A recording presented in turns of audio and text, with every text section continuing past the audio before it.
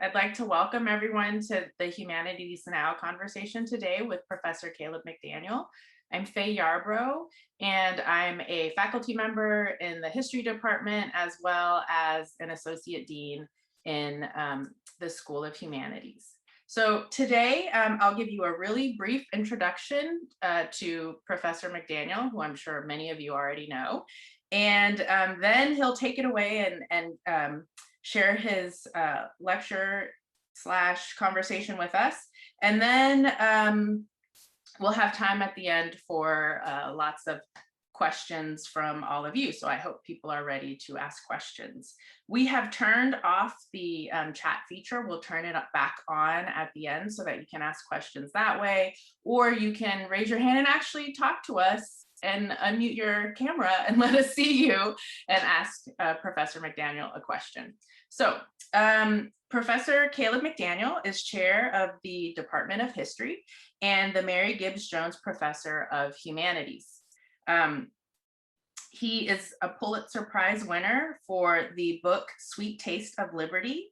I think if you haven't read it, you should go out and read it right away. It's a fantastic book, very accessible, but full of this really surprising story. And especially, I think, if you attended the lecture last night by Martha Jones about Black women in voting, there are some nice ties there in terms of the history that Professor McDaniel talks about in that book, and linkages to Black women and political power and access, etc.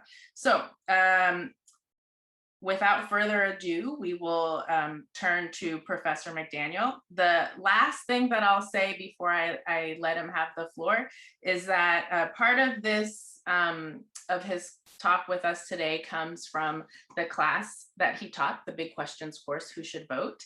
And if there are any students who are interested in taking a version of this class this summer through Rice University, Miller Wright, who taught that class with Professor McDaniel here at Rice University previously in the spring, is going to be teaching that class this summer. So if you want more of what you get from Professor McDaniel, you should, and there's Miller waving, you should sign up for that class.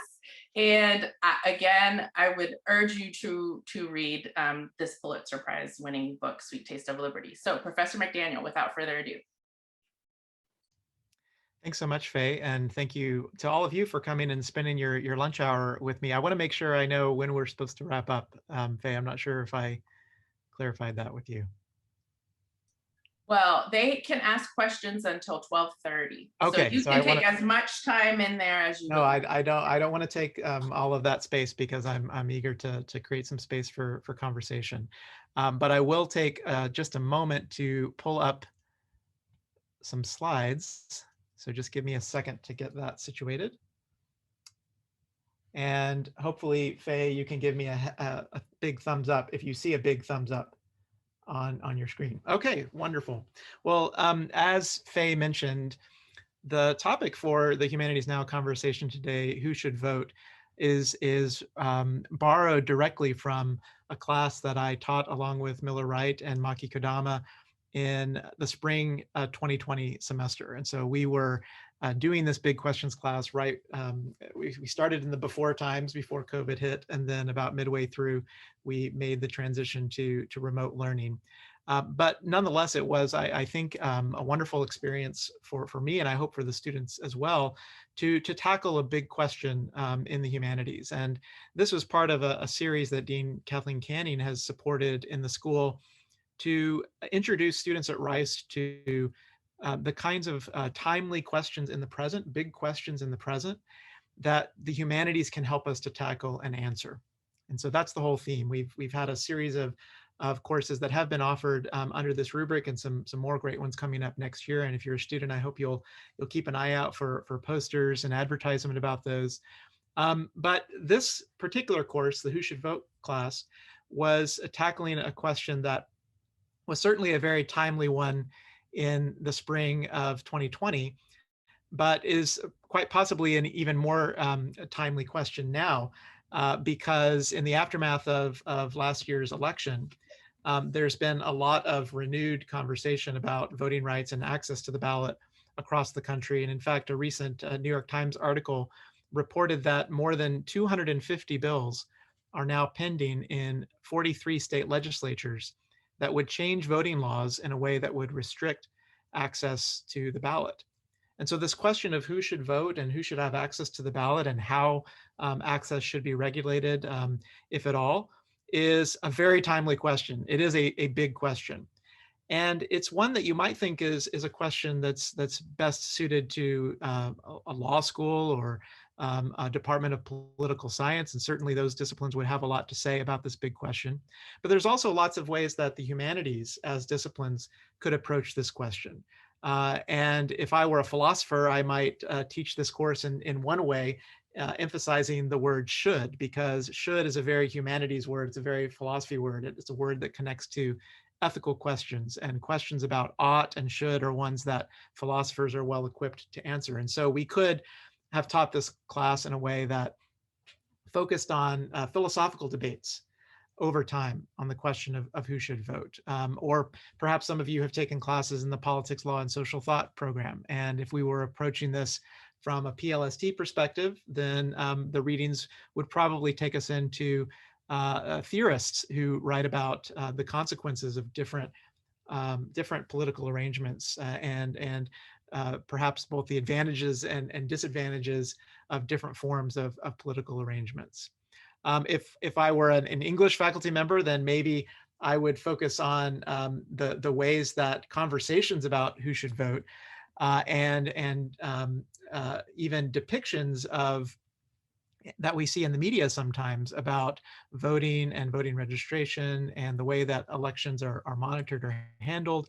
We might analyze what those images convey below the surface of the text, and what's the meaning of the way that we talk about voting. And maybe we might even look at literature. We might even think about how the question of who should vote has been filtered into the arts and the ways that that literature tackles that question. So there's lots of ways, is my point, that humanities could approach this big question. But I'm a historian, as Fay mentioned. I'm in the Department of History. And so my approach to this question was very much the approach of a historian. And the whole premise of the course was that, even though this question, who should vote, is very timely, very present, that we could think about this should question better by going back in time to understand who could vote in American history and how that changed over time. Okay, so that was the whole idea. And I think I haven't talked with Miller for sure about the way he's going to teach it in the summer, but as a historian, I think his approach would be shaped by a similar kinds of question. Is there something that history can teach us, or lessons that historical thinking and historical investigation can provide, even when we're addressing a question that's very much of the moment, like who should vote? Now, sometimes in the course, we actually went very far back in time to the origins of the United States. And that's partly because I am a historian primarily of the early republic and the 19th century, rather than a specialist on 20th century American history, although of course we did bring this history up into the present and the 20th century as well. But I really wanted to go far back into the American past, because that's where sometimes we find some of the most surprising, or what I think students found to be surprising, stories about voting in American history, and ones that I think can shed some light on some of the questions that we're still confronting today. And so again, I wanted to know with students whether, if by looking at who could vote, when and why and how, we could come back to the present with some new insights on the question of should. So what I'm going to do today in the time I have is introduce you to a couple of those historical scenarios, the same ones that I shared with students in this big questions class. And I'm going to ask you to weigh in at some particular points in the conversation. So Professor Yarbrough and I have been working on some polls, so be ready. This isn't a quiz for a grade, but it is a quiz to try to get you engaged in thinking about these questions. And I'm going to ask, under the rubric of this big question, two much smaller questions. And they're questions that are grounded in two scenarios two incidents or episodes that happened in the early 19th century in the United States. Are you ready? Okay. So the first scenario I want to talk about takes us back to pretty far from Houston, Texas, to Hudson, New York. And we're going to talk about an election that took place in Hudson, New York in 1811. Okay, so before we talk about the election of 1811 in New York, let me set up a little bit of the backstory because this was a while ago and politics were a little bit different than they are today. Rather than two parties, the Democrats and the Republicans, the two political parties that were vying for votes in New York in this time period were the Federalists and the Democratic Republicans, okay, to the first party system in the United States. And as you can see from this map, the state was actually pretty evenly divided between those two parties. So in the congressional elections that elected the 11th Congress from New York in 1808, you can see that 8 of the seats from New York went to Federalists and 9 went to Democratic Republicans. And we're going to talk in a moment about an election in Hudson, New York, which is this kind of third dot up the river from New York City here. And you can see that it was in a district that went for the Democratic Republicans. The green districts went for the Democratic Republicans in this particular election. But right across the border in this other district, right, there were a lot of votes for the Federalists. And so you can see this election was very closely contested. But then in 1810, if we skip ahead a little bit here to 1810, what's changed? Well, first of all, if you were counting, one thing that hasn't changed is the number of districts, the number of seats have remained the same. There's 17, but the Federalists have clearly lost a lot of ground in this 1810 election. The Democratic Republicans now have 12 seats, where the Federalists only have 5. And so something's changed, and it's changing as we lead up to the 1811 elections. And let me say here, and this might surprise you, if we were to look at a lot of the issues that divided these two parties in New York, we'd come up with lots of different things. We could describe the Federalists as, in some ways, the party of George Washington and John Adams, a party that sort of believed in the idea of a kind of natural aristocracy of elite men who would help to guide the country in the way it should go. Federalists tended to be more Anglophilic than their partisan opponents, the Democratic Republicans, who, on the other hand, favored the kinds of policies that Thomas Jefferson was promulgating, and tended to align with France in foreign debates. Lots of different issues that were dividing these two parties. But what might surprise you is that one of the main issues in New York State that divided these two parties was the issue of slavery. And not slavery in the Deep South, slavery in New York itself, because slavery still existed in the northern states in 1810 and 1811. You can see from this table that the enslaved population of the United States was declining in the North over time. By the time we get to the eve of the Civil War, there's a vanishing few number of enslaved people who are counted in the census in these northern states. But if we look at 1790, there's still 40,000 enslaved people living in the North. And as a percentage of the total population, that was small, but from the perspective of those 40,000 people, that was a significant number. And from the perspective of Federalists and Democratic Republicans as well, it meant that this was a major issue in the state. Now, in New York in 1799, a law had actually been passed that instituted a gradual emancipation of enslaved people in the state. And it basically said that people who were born after the date that this law was passed in 1799, people born after that day would be freed once they reached the age of maturity. And in New York, it was their late 20s. So if you were born to an enslaved mother in 1800 in New York, that meant that you remained, according to the law, enslaved until you reached your late 20s. It's slightly different depending on whether you were a boy or a girl. But what that meant is that anyone born enslaved in New York before that day remained enslaved and wasn't affected by these gradual emancipation policies. And in fact, New York State did not pass a final abolition law that would have emancipated people in New York until 1827. So many years after this election that we're talking about in 1811. And these measures, even though they did begin to implement the slow erosion of slavery in New York, they were only passed after lots of political struggle and lots of contestation in New York State itself. Usually, to come back to the Federalists and the Democratic Republicans, the Federalists were the ones who were more friendly to emancipation, beginning with the New York Manumission Society in 1785, among whose members was one Alexander Hamilton. The New York Manumission Society and the Federalists were very supportive of these gradual emancipation laws. That doesn't mean, though, that they were totally that they weren't complicit in the maintenance of slavery in the state. In fact, there's been some research that was done to show that even Alexander Hamilton, who was a member of the New York Manumission Society, there's some evidence that he also enslaved people in New York in this period when slavery was still legal in the state. So that's a little bit of the context in 1811, when the Federalists and the Democratic Republicans are contesting votes in New York. And that's the context for the scenario that I want to ask you about, the first poll, in just a moment. And remember, we're talking about Hudson.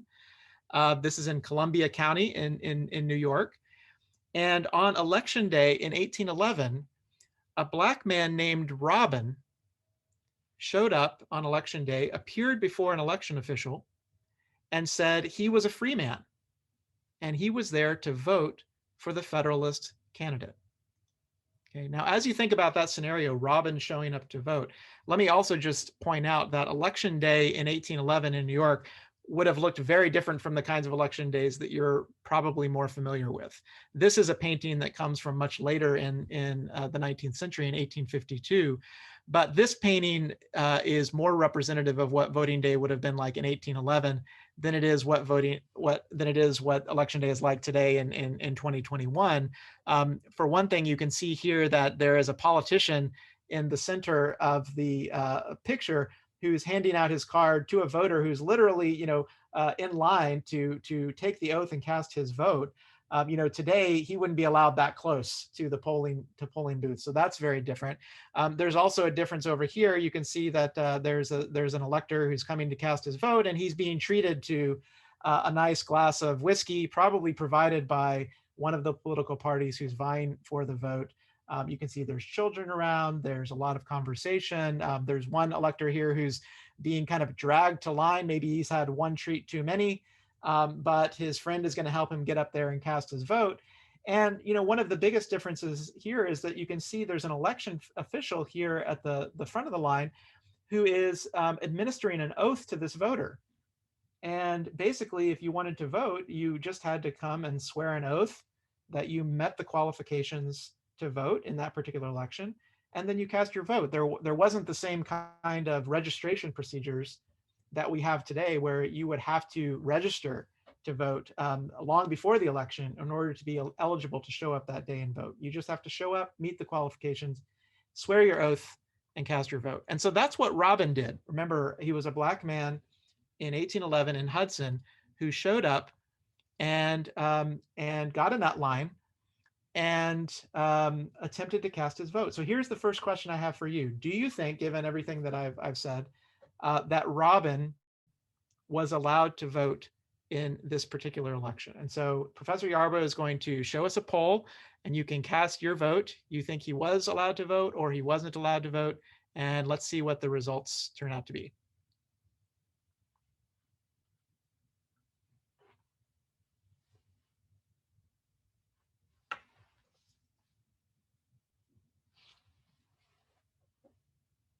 All right, we've got getting close. We've got a lot of the vote cast. Okay, let's go ahead and let's see what's in the poll. And then can we share the results? Okay, so we've got the results now. 77% of you said no, Robin was not allowed to vote. I have to say, that's not a bad guess given everything I've said. This was a state where slavery remained legal. So it was clearly a state that was built on foundations of white supremacy. Even people who supported manumission, like Alexander Hamilton, were complicit in the system. So it's not, I think, unreasonable to say that Robin couldn't vote. And on the other hand, some of you, okay, five of you, about a quarter of the people who voted, said they think that Robin could vote. Well, I've got good news for you. Both of you are in some sense right. Okay, both answers are right in a way, because when we look at the primary source evidence that we have to know about Robin's experience, this is where we learned about this story. It's from a newspaper that was published by Federalists in New York in 1811. And they're describing a recent election, a recent charter election. It was a municipal election there in Hudson. And the Federalists, who you remember from the two maps we saw were starting to lose ground to the Democratic Republicans in New York in this period, they were complaining in this article that a lot of Federalists had shown up and tried to vote and had been denied their right to vote by the Democratic Republican election officials who were controlling this particular poll. And so they say in this article, they try to point out, first of all, what the requirements were for the voting. They say that this matter may be fully understood. It will be necessary to show what constitutes a freeman and the kind of evidence which the inspector of the poll, not the law, requires to entitle the citizen when challenged to the privileges of a freeman. And then they go on to quote from the charter of the city of Hudson. The following are the only qualifications prescribed by the charter of our city: that every citizen of this state or of the United States who shall inhabit within the limits of the said city and shall have resided therein for the space of 4 months successively and continue to reside therein, and shall have paid any taxes in the said city and not be disqualified by law, shall be entitled to all the rights and privileges of the said city. So the Federalists are saying, look, these are the rules. Did the Democratic Republicans, did the inspector of the poll abide by those rules? And then they give a lot of examples of what they say were cases where they didn't. And I didn't give you the whole article here because, as you can see here, they say they had a long list of names of people who were denied the right to vote, but they are going to take notice of a few particular cases. And they say of these, there are 5 or 6 cases very similar to each other. We shall select from them the case of Robin, a black man. Okay. And what do we learn about Robin? Well, Robin was challenged by the inspector of the polls when he showed up at the front of the line and said that he met these requirements and he was going to cast his vote. He was challenged as being a slave. Okay, so let's understand what happened here. Remember, slavery was legal in New York, and so someone at the polling place challenged Robin's right to vote and said he wasn't a freeman, he was a slave. But Robin objected. He said he met all the ordinary requisites, and he swore unequivocally that he had been sued as a free man. In other words, he had been taken to court and sued as a free man, that he had paid taxes, he had been taxed, and that he had voted in the city of Hudson for 9 years past. All these facts both the mayor and recorder knew of their own knowledge, yet poor Robin was deprived of the right of suffrage. So why did I say that both of you in some senses were right? Well, because you're right, those of you who said no, he wasn't allowed to vote. He was turned away by the inspector. But those of you who said yes weren't wrong either, because according to the Federalists here and Robin himself, he had been allowed to vote in the city of Hudson for 9 years past. He had the right to vote and had enjoyed the right to vote. And only at this election did he run into a problem when he showed up and tried to vote. Okay. Now, how could that be possible? That surprised a lot of students in class, and maybe it surprised some of you as well, given what we know about the long history of white supremacy and racial discrimination in voting in the United States. How could Robin, in a state where slavery was still legal, have voted for 9 years past? And we have to look a little bit at these requirements again to understand how the requirements around voting were very different in the early republic than they are today or later became. Notice that what seemed to matter to the charter of the city of Hudson had to do with, did the person inhabit the limits of the said city? Did they live there? Had they lived there for at least 4 months? And had they paid any taxes in the city? If they had, and they were a freeman, then that's all it took. There wasn't a racial barrier according to the charter of the city. And that's actually a lot like many of the states in the early republic between 1776 and 1790. So if we go back to kind of the earliest moment when state constitutions were being formed after the Declaration of Independence, we would find a range of different requirements for voting in these states, but they would kind of circle around certain requirements again and again, something that would show that the person had some property, and that property could be proved in a variety of ways. Maybe they had 50 acres of land. That would be a more restrictive kind of vote because landholding was elite.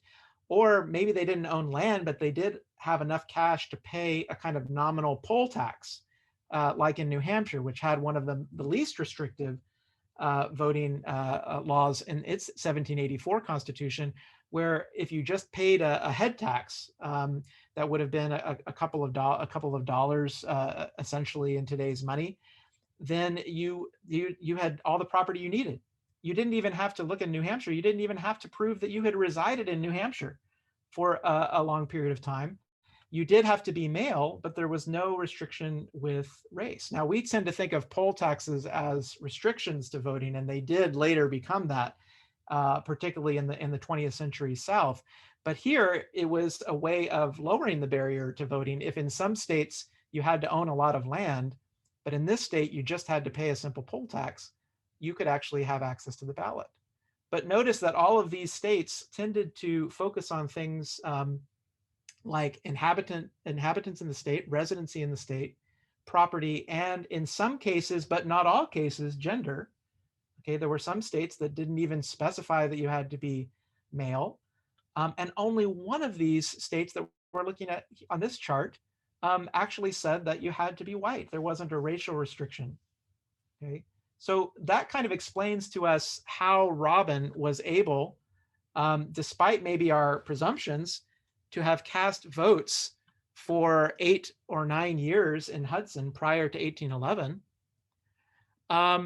But at the same time, what we've seen in Robin's story is that things didn't stay the same permanently. Things changed.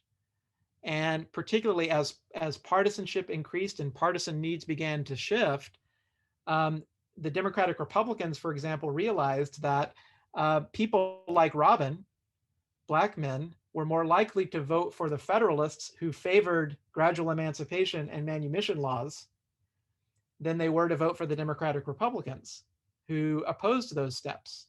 And so it wasn't surprising that Democratic Republican inspectors at the polls tried to restrict and challenge votes and say that no, Robin, because he was a Black man, might be enslaved and he had to prove that he was a free man.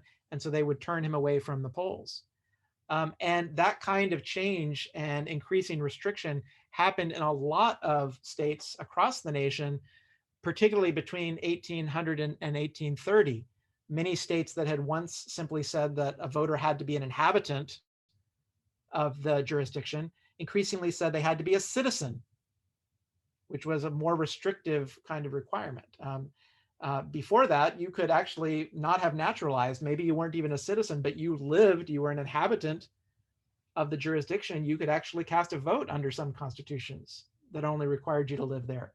But over time, between 1800 and 1830, many constitutions started to change. Many laws tried to say that you had to be a citizen. And even that didn't stay the same, because after 1830, particularly in the Midwest, the pendulum swung back again. And many states who wanted to attract immigrants to their state switched back from citizen to inhabitant voting and said, if you came and you were just a resident for a particular period of time, like some of these earlier constitutions, then you could vote. So there's some surprising things about voting laws in 1811.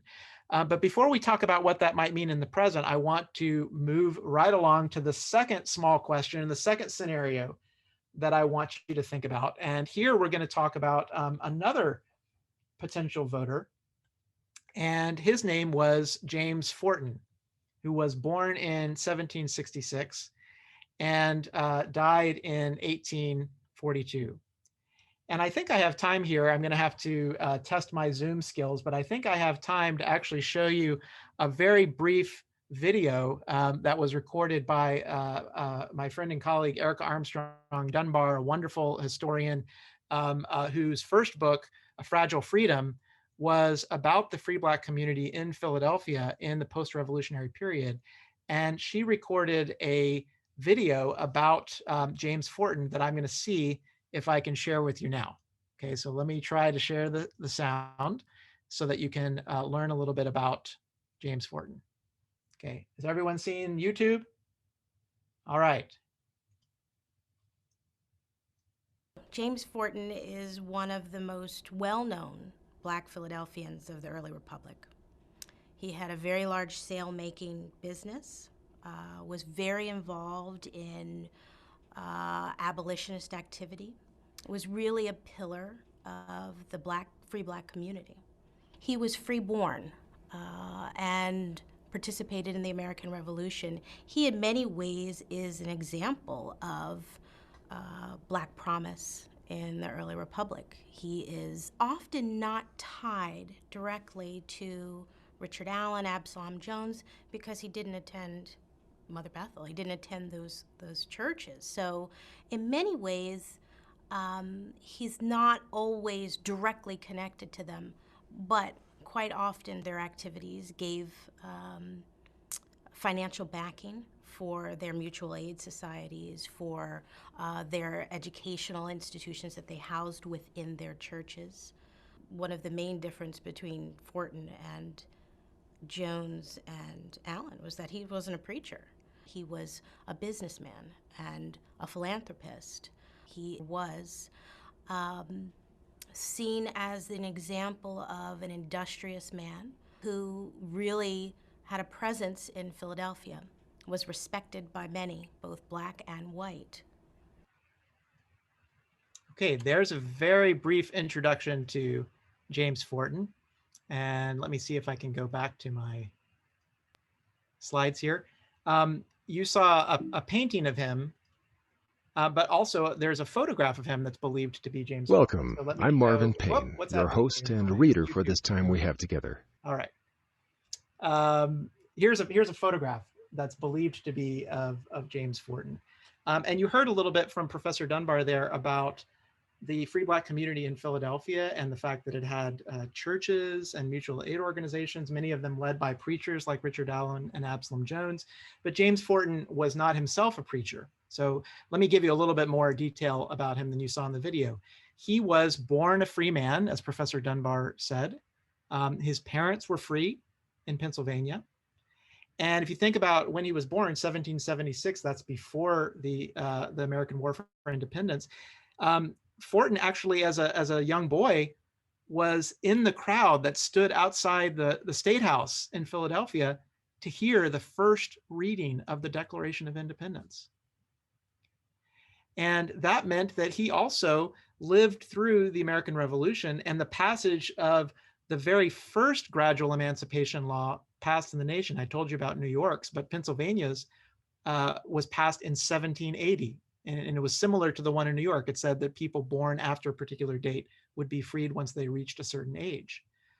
But since that had been Forten's experience, he lived in a Philadelphia that had abolitionists, that had this vibrant free Black community, that had seen the passage of a gradual emancipation law. Forten was a patriot. He believed in the American Revolution. And in fact, he was captured by the British while serving on a privateer. And he spent 7 months on a British prison ship in the New York harbor. He was a veteran of the War of Independence. And after the war, he went into business, as you heard from Professor Dunbar, in Philadelphia. He learned to become a sailmaker, as his father had been. He was an apprentice to a prominent white sailmaker named Robert Bridges, who taught Forten the business, who loaned him money, and then eventually sold his business, his sailmaking business, to James Forten. And in that industry, Forten prospered. He became well known as one of the best sailmakers in the port city. He invested in real estate, in banks, and railroad stock. And eventually he employed more than 24 white men to work for him in his sail yard. No wonder sometimes his last name, James Forten, was confused with fortune, because by the standards of the day, Forten did make a fortune. And he used, as you heard in the video, some of that money to support mutual aid organizations in the free Black community, the churches that men like Richard Allen and Absalom Jones began, the African Methodist Episcopal Church. And he presided over anti-slavery meetings that sent petitions to Congress protesting the slave trade, calling for its abolition. In 1813, he published a pamphlet that he had written protesting a racist law in Pennsylvania that would have, for the first time, restricted Black immigration into the state. And I'm going to quote for you, just so you get a sense of his thinking, a passage from that pamphlet. He said, "Has the God who made the white man and the Black left any record declaring us a different species? Are we not sustained by the same power, supported by the same food, hurt by the same wounds, wounded by the same wrongs, pleased with the same delights, and propagated by the same means? And should we not then enjoy the same liberty and be protected by the same laws?" That was from Forten's pamphlet in 1813. Now, the last decade of his life was probably the most eventful, because that's when, as you heard Professor Dunbar say, Forten became very involved in the abolitionist movement.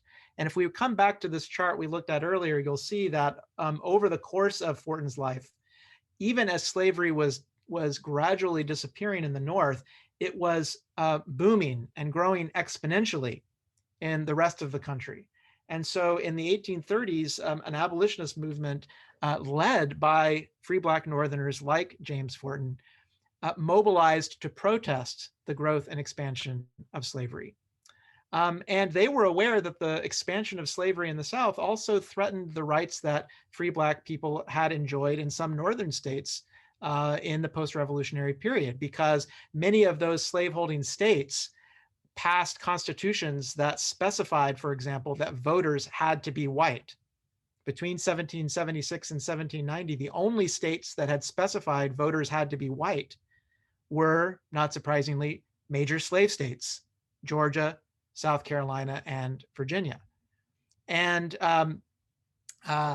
as slavery began to grow and resistance to slavery grew in the South, men like James Forten also led the charge in the North to mobilize against slavery. You may have heard of William Lloyd Garrison, a very famous abolitionist in Boston, who edited the newspaper The Liberator.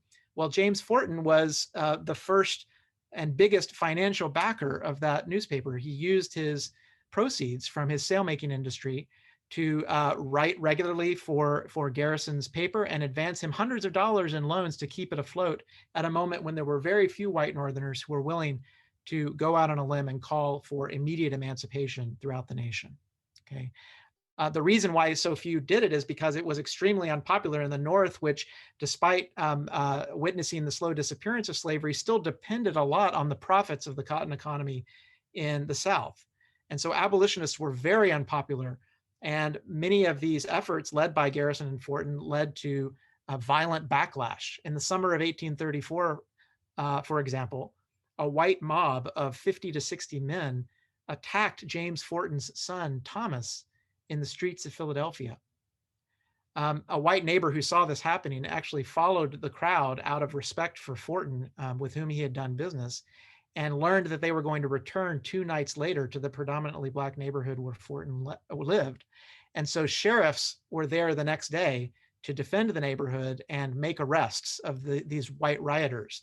But the very next day, after the sheriffs had left, another riot began at the Flying Horses, which was a carousel in the city that was destroyed by white rioters stoked by rumors that some Black youths had insulted some white people there. And over several nights in Philadelphia, this mob destroyed houses, killed an elderly Black man. In one house, they even abused the dead by throwing a corpse that was on display for mourners out of its coffin. And James Forten himself received death threats.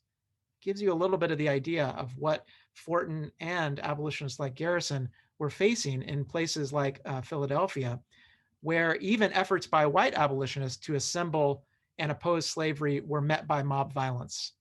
An example of that occurred in 1838, when a building that was constructed to house abolitionist meetings, the Pennsylvania Hall, was burned to the ground as police forces looked on. I've actually been to the site of that event with my son. You can see us standing here next to this historical marker. I know it seems like, being the son of a historian would be really glamorous, but really it just means you get dragged along to sites like this on family vacations. But that gives you a little bit of a sense of what Fortin was up against in his lifetime. And so that leads me to the next small question I wanted to ask you, and maybe Professor Yarbrough will have the poll ready for us. We talked about Robin, and now we've moved ahead in time a little bit. So I'm curious about James Fortin, and think about it a minute before you cast your vote. This was a rich man, right? He had a lot of property. He was a veteran of the American Revolution. And he was prominent in the city of Philadelphia. He even had some white neighbors who helped to protect his son. Do you think that James Fortin was allowed to vote in his lifetime? So cast your vote. Between 1766 and 1842, was Fortin allowed to vote? Okay, you're now, people are suspicious that maybe I've got another trick question here. So it's a little bit closer than it was before. Is this trickier? Okay, we have about 81% of people who voted. So are we ready to stop the poll and share the results? Okay, this time the ayes have it. So you think you've learned from Robin's example that James Fortin, if Robin had been able to vote for 8 or 9 years, surely a wealthy sailmaker like James Fortin would be able to vote between 1766 and 1842. 13 said yes, 9 said no. So what's the answer? Well, it's unclear. Sorry to disappoint you. In Robin's case, we had a clear answer, didn't we? But it's actually very unclear to historians whether or not James Fortin ever had the chance to vote. Now, what's not unclear is that according to the Constitution of Pennsylvania, he should have been able to, because the state constitution of 1790 in Pennsylvania, it said that every freeman of the age of 21 years who had resided in the state 2 years and paid a tax could vote. And by that definition, James Fortin seems like he would clear the bar. He was a freeman. He met the age requirement, and he had resided in the state for 2 years and more. Surely he cleared the property barrier because he was a wealthy sailmaker, so he must have been good, right? We know that there were also efforts in the Boston Liberator, which I talked to you about a moment ago, to try to encourage Black Philadelphians to exercise that right to vote. Here's an article that was published in March 1831, which said, and we don't know who wrote this because it was an anonymous writer, but someone who lived in Fortin's city of Philadelphia. And this writer said, "I'm induced to urge for the consideration of my brethren in Philadelphia the propriety of a measure which they well know has been too long neglected by them. I mean an effort to gain their constitutional rights. I have just read in one of your papers," said this letter writer, "the petition of the colored people of Providence, Rhode Island, to be permitted to exercise the right of suffrage." And he says the rights alluded to, I'm happy to say, have long been enjoyed by the colored men of this state, excepting in Philadelphia, where by some illegal means they have been cheated of their rights as freemen. So now the plot thickens a little bit. The writer says, in Pennsylvania, the right to suffrage has long been enjoyed by Black men who meet these requirements. But there's this reference to Philadelphia, where the writer says that by some illegal means, they have been cheated of their rights as freemen. Well, what was he referring to there? Well, many foreign travelers to the United States in Fortin's lifetime actually noted that even though Black voters had the right to vote in Pennsylvania, they didn't seem to make use of it, this vote that they technically had the right to, particularly in Philadelphia and in Eastern Pennsylvania. One British traveler named Edward Abdy said in his travelogue of his trip in the United States that, quote, "they seldom or never make any use of it in Philadelphia." And a later English traveler who came around 1835 or 1836 gave a little bit more of an explanation of why. Because when he came to Philadelphia, he witnessed some of the mobs of 1834 that I was referring to earlier. And he said, a few weeks before my arrival in Philadelphia, some excesses took place arising from the mobbish antipathy to the men of color, which might have been the means of setting the whole country in a flame.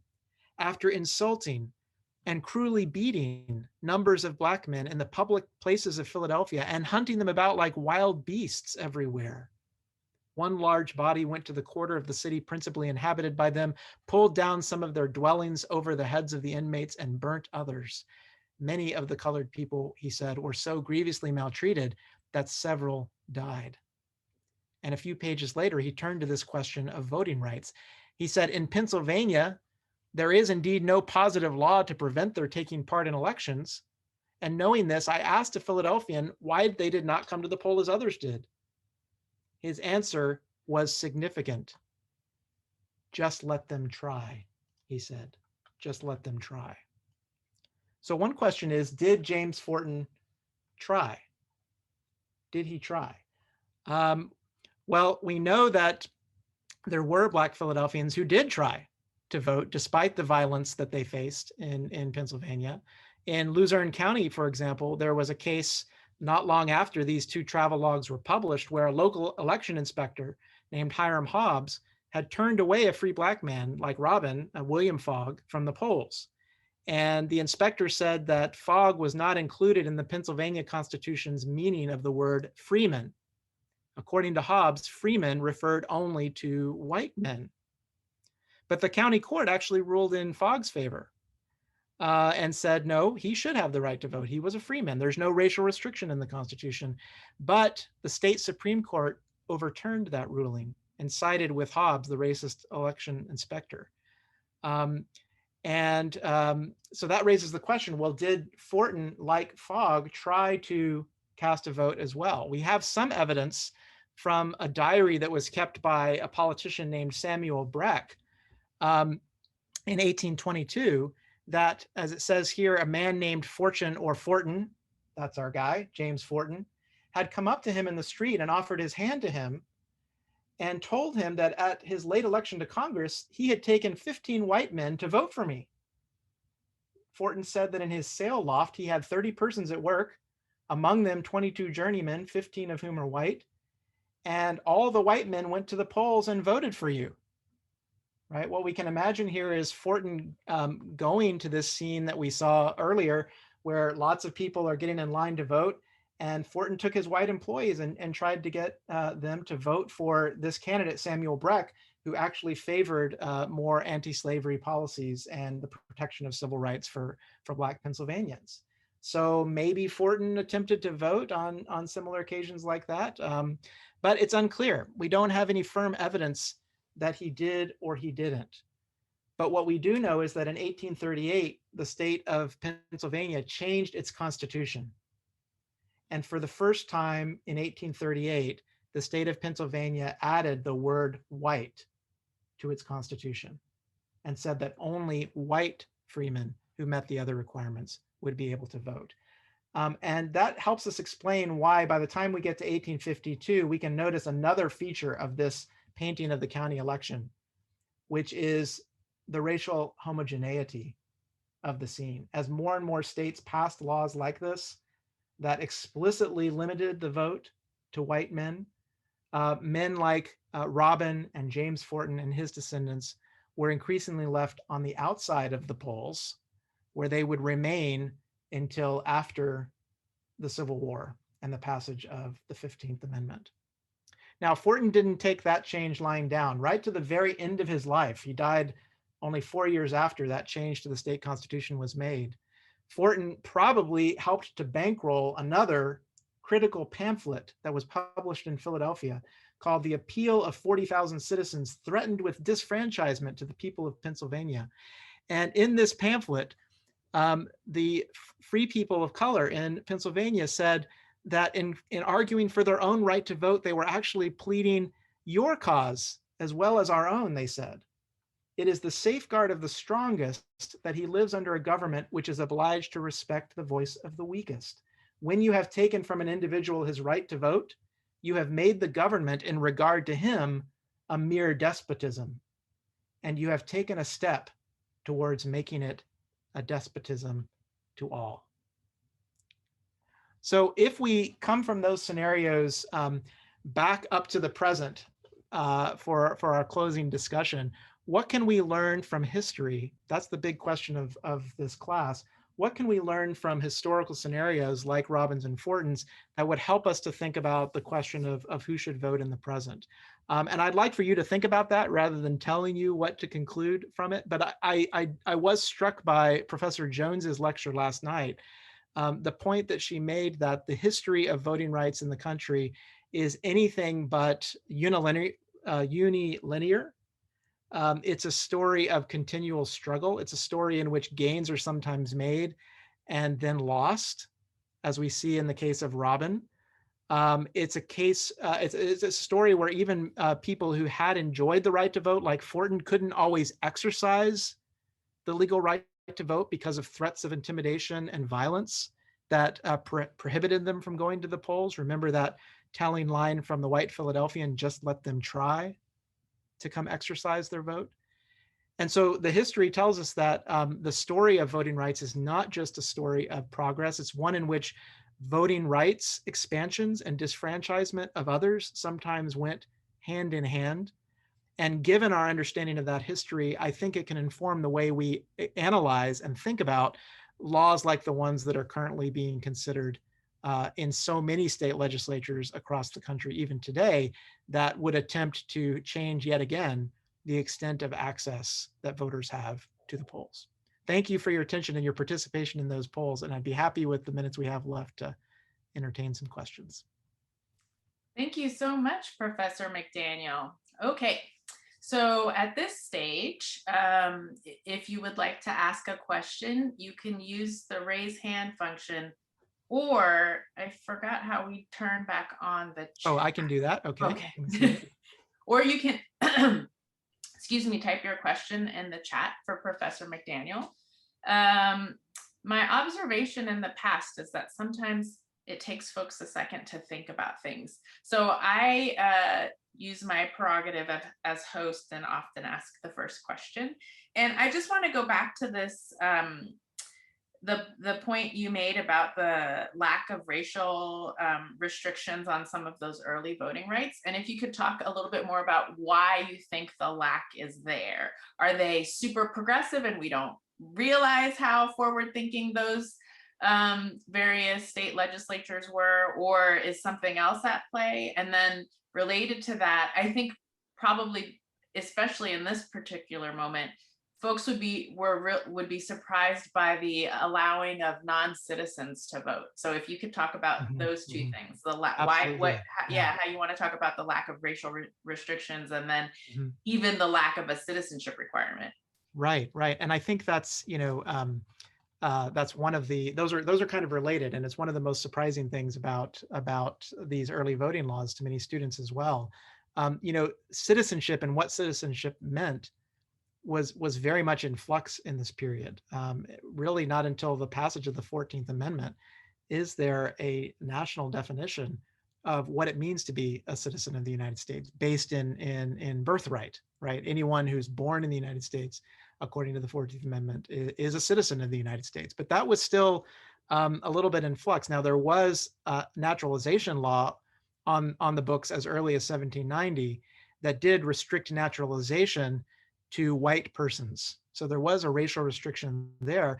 And so to say that you didn't have to be a citizen was also a way of sidestepping one of the few places where Congress had tied citizenship directly to race. does that mean that there was, a more progressive mindset? Well, I think we can see in a lot of these northern states that there were abolitionists, people who were ambiguous and conflicted figures like Alexander Hamilton, who I mentioned earlier, who maybe were complicit in slavery, but were beginning to question slavery and were allowing and encouraging Black New Yorkers to come out and vote. There's some great scholarship that's being done on this now by historians like Sarah Groningseder and Paul Polgar as well, who are actually going back into the newspapers and finding the parties weren't just allowing people to vote, they were actually courting Black voters in New York City. And I think that answers your question partly, that partisanship explains it. That a lot of times it's not just the high ideals that lead to changes in voting access, but it's also, what do different parties think they need in order to maintain or gain power? And as I said, the Federalists knew that they kind of needed the votes of African Americans who could vote in the state to win elections. And the Democratic Republicans were a little bit more ambivalent. Sometimes they courted Black voters as well when it served their purposes, but then at other times opposed Black voting rights. So it's a complicated story. And I think that's one of the things I hope you get from this presentation and from the course, is that it is a complicated story. There's not necessarily an inevitable or predetermined outcome in some of these cases. And I think that, relates to the present. We can't assume that progress is going to be inevitable.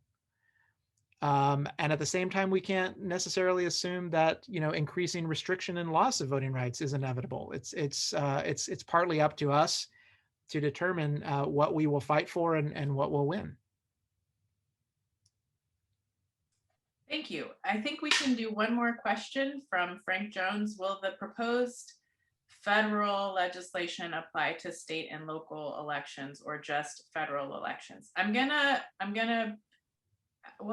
sure if he means if he's referring to HR1. I'm gonna guess that's what he's referring to. Yeah. If you have any comments or thoughts about what's happening with, I'm gonna punt because I'm not sure how to answer that question. I'd have to look at the proposed legislation a little bit more closely. But I think, one of the things that both the 15th Amendment and then especially the Voting Rights Act did was to nationalize voting and voting rights, or sort of show that the federal government needed to intervene more than it previously had to regulate elections. One of the reasons there's so much variation in those charts that I showed you earlier was because the Constitution leaves to states to decide how they're going to manage their elections. Although sometimes, as we saw in the aftermath of the fall election here in Texas, the Attorney General didn't like the way other states were handling the count of their votes, and so wanted to file a Supreme Court case, saying that mail-in ballots, couldn't be counted, or various claims that Paxton was making. The Supreme Court just dismissed it, right? And, according to the Constitution, one state can't tell another state how to manage its elections, and so that remains the case. But nonetheless, I think the experience of the history that we've seen, particularly after Reconstruction, when states used that power to disfranchise African-American voters and continue to disfranchise them, even as we saw last night after the 19th Amendment was passed, led to the civil rights movement's demands that led to the passage of the Voting Rights Act that gave more oversight to the federal government. Now, obviously, that's now under threat because the Shelby County decision in the Supreme Court basically removed the parts of the Voting Rights Act that required states to obtain pre-clearance for any changes in their voting laws. And now there's a case before the Supreme Court from Arizona that threatens Section 2 of the Voting Rights Act, which would suggest that any voting law changes that do disproportionately affect or prevent underrepresented groups from access to the polls are not legal or not allowed. It doesn't matter the intent, in other words, it just matters what the effect of the change is.